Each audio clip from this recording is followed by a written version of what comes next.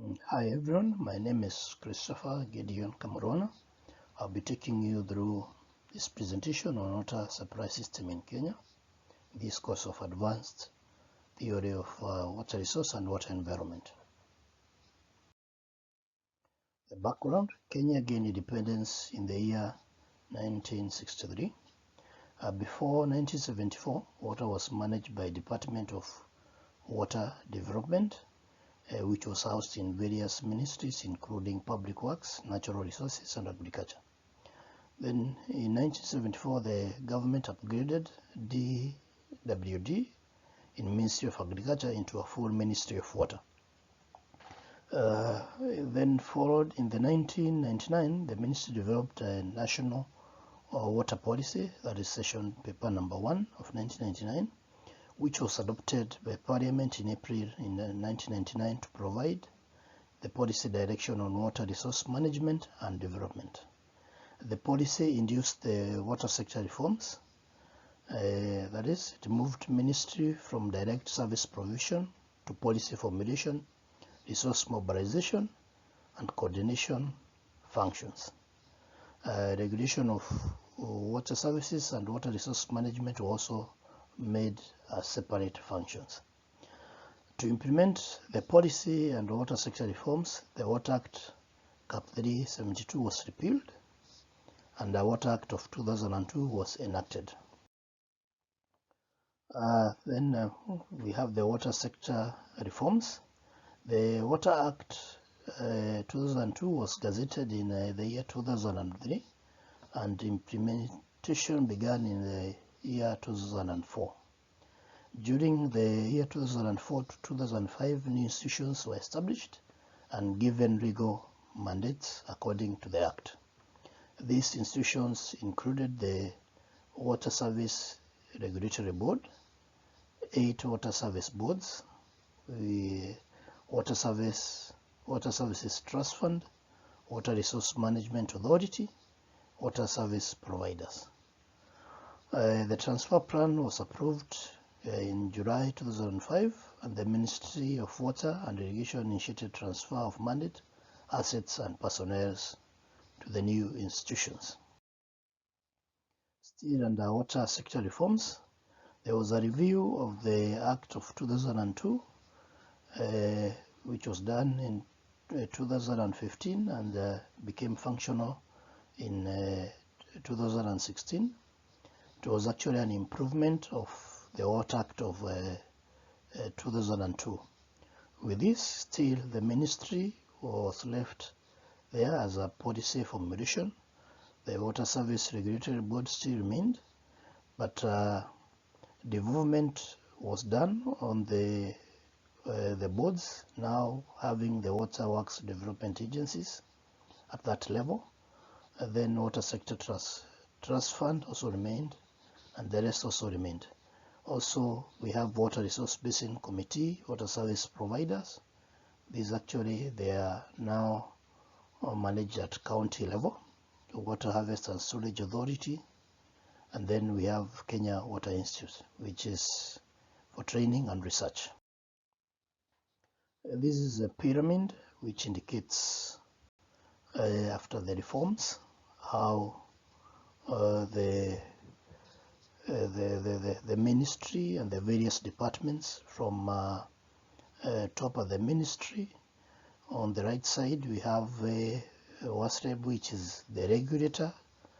Below it is the service providers, followed by WAG, which is Water Action Group. Then at the middle we have the Water Resource Authority, which deal with mostly the issues of water management. And then on the left is also the issue of basin water, actually regional authority, then actually the issue of drainage stakeholders committee, and that way and so forth and so on. So that is how the structure, the pyramid of the ministry is. Then water resources in Kenya. Water is an indispensable resource not only for sustaining our life but also for human socio-economic development. Global water demand is likely to surpass supply by more than 40% by the year 2030 and by more than 50% in developing countries, especially in the sub-Saharan Africa. This is Kenya included. The water scarcity situation has worsened in most developing countries due to rapid population growth, economic development, urbanization, which has made it so difficult to address the issue, as well as provision of adequate sanitation. A country is defined as water stress if per capita water available is below 1,700 cubic.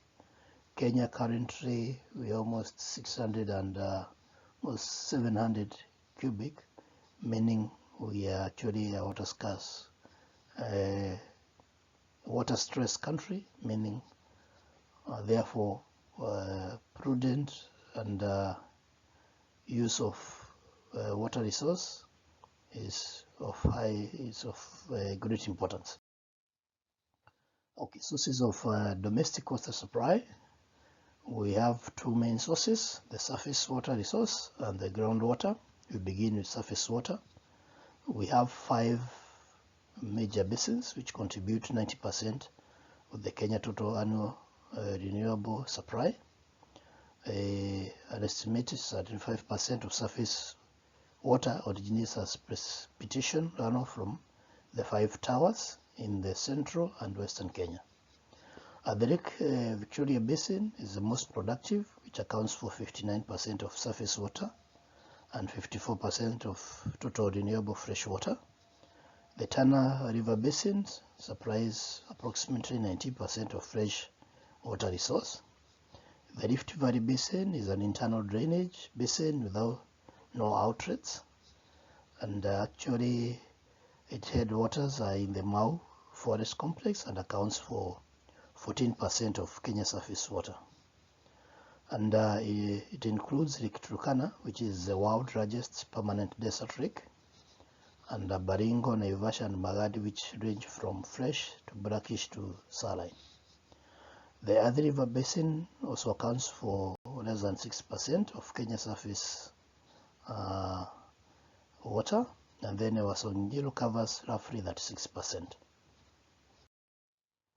For the groundwater, renewable groundwater constitutes less than 12% of total renewable supply. More boreholes are located in the central, southwestern, and southeastern Kenya along the coast. However, groundwater is critical in the arid and semi-arid areas where surface water is less available, including Ewasongiro Basin and northwestern Turkana County. Kenya's highest yielding aquifers are often confined volcanic rocks underlying the Rift Valley and Nairobi, and in unconfined sedimentary formation in Athi River, Tana, and Ewasongiro basins.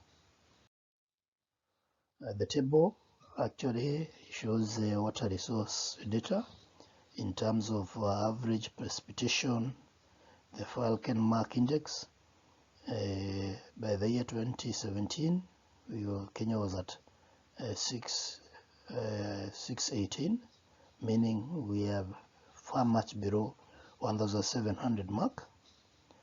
The dam capacity is not very large. I think it's an area where Kenya should try and exploit.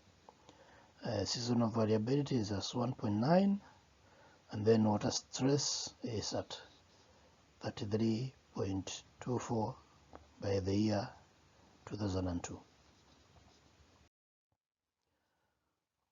Another aspect which is of great importance is the population growth trend in Kenya. The population, actually the trend has been on the increase since 1945 to the projected population of the year 2022, when the census will be conducted. It's estimated it will be 53 million. So with this, also it means the water demand is also on the rise, as you see in the graph on the right side. We go now to the specific issues of water provision. We have water service providers at the county and cross-county. We can define a WSP or water service providers as company and government organization or other organization providing water services under and in accordance with an agreement with a license. The license is issued by the Water Services Regulatory Board.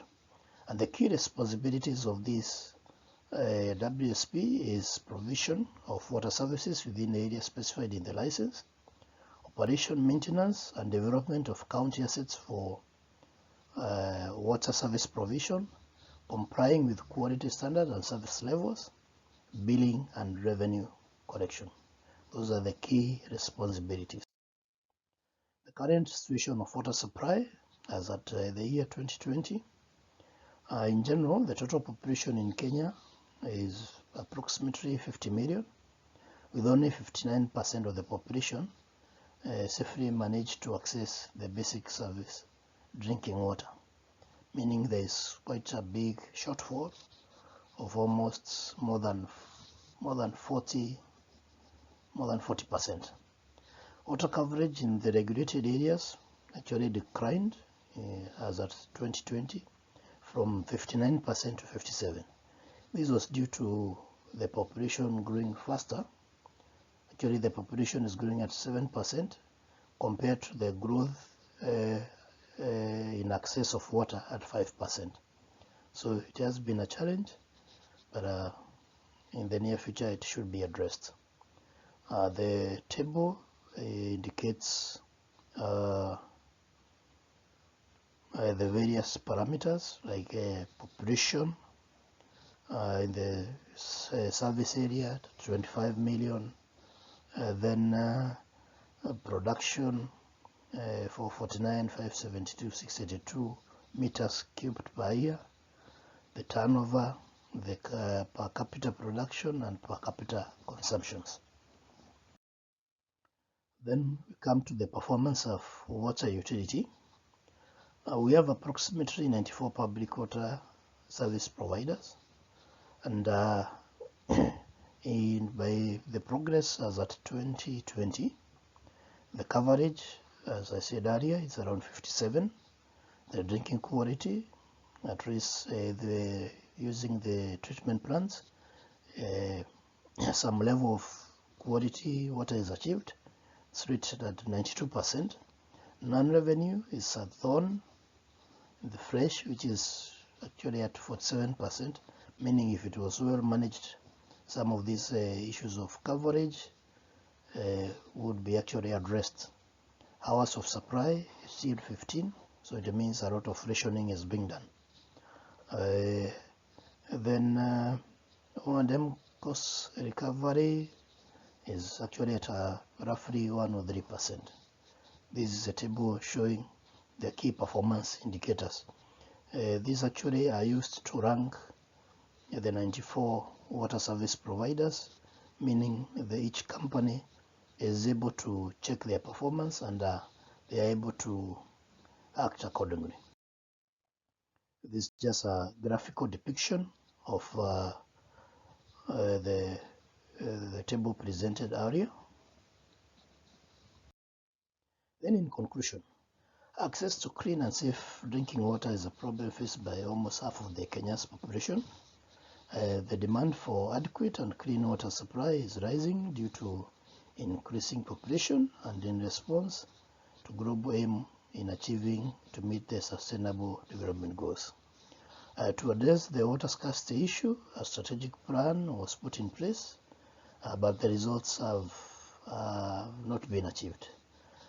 Kenya has a Vision 2030 like its target, but we are remaining close to 8 years, meaning more effort is required to achieve the objectives.